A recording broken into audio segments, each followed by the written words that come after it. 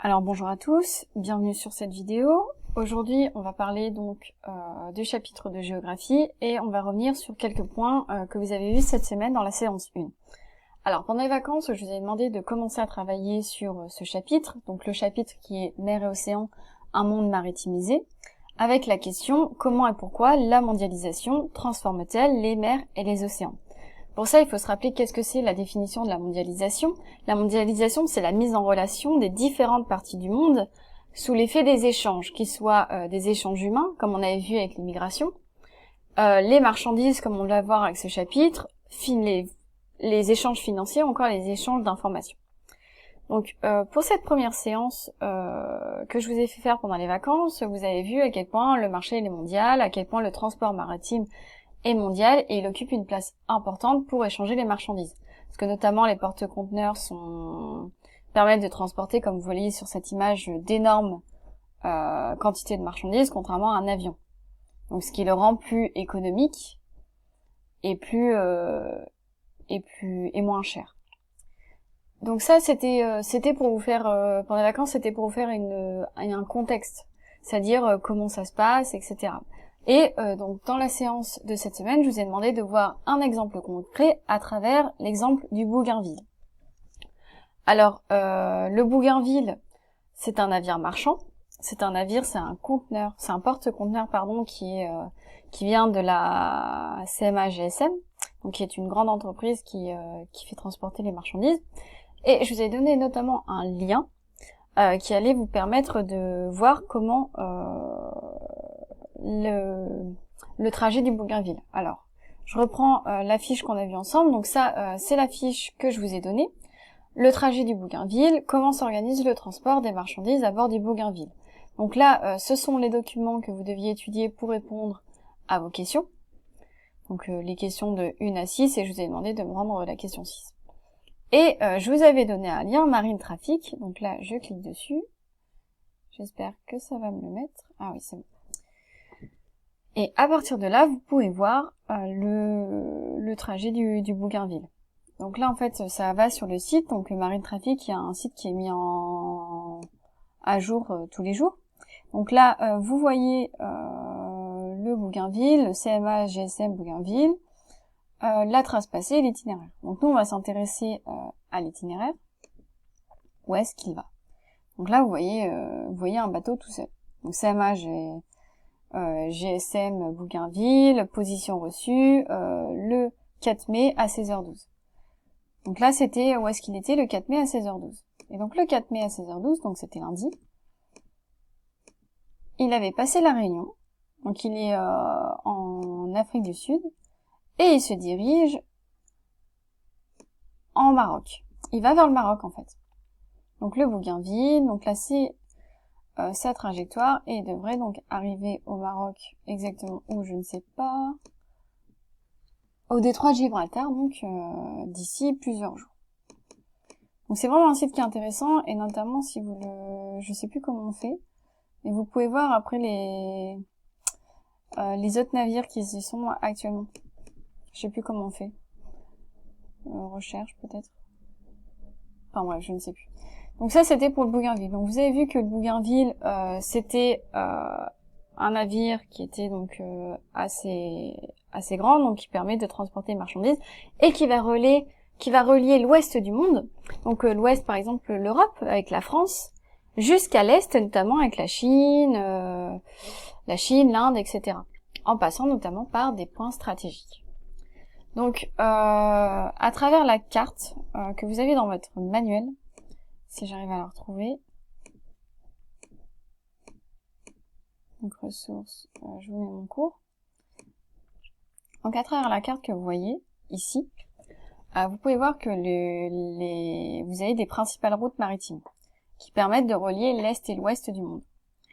Donc si vous regardez bien la carte, donc les principales routes ici que vous voyez ici, n'importe quoi, que vous voyez ici, vous avez Los Angeles qui va relier avec le Japon. Ensuite, tout ce qui est mer de Chine, jusqu'à l'océan Indien, pour aller donc de l'Afrique de l'Est jusqu'à l'Europe, pour aller encore jusqu'en Amérique. Donc en fait, si vous voyez, c'est surtout les 3 pôles de la triade qui sont reliés ensemble. Donc la triade, on l'a vu dans les premiers chapitres, mais vous comptez l'Asie de l'Est, l'Europe et l'Amérique. Et donc c'est là qu'on voit qu'en fait ils sont très bien liés, notamment avec la mondialisation. Il faut vraiment voir que c'est important le fait qu'ils soient reliés, car comment dire,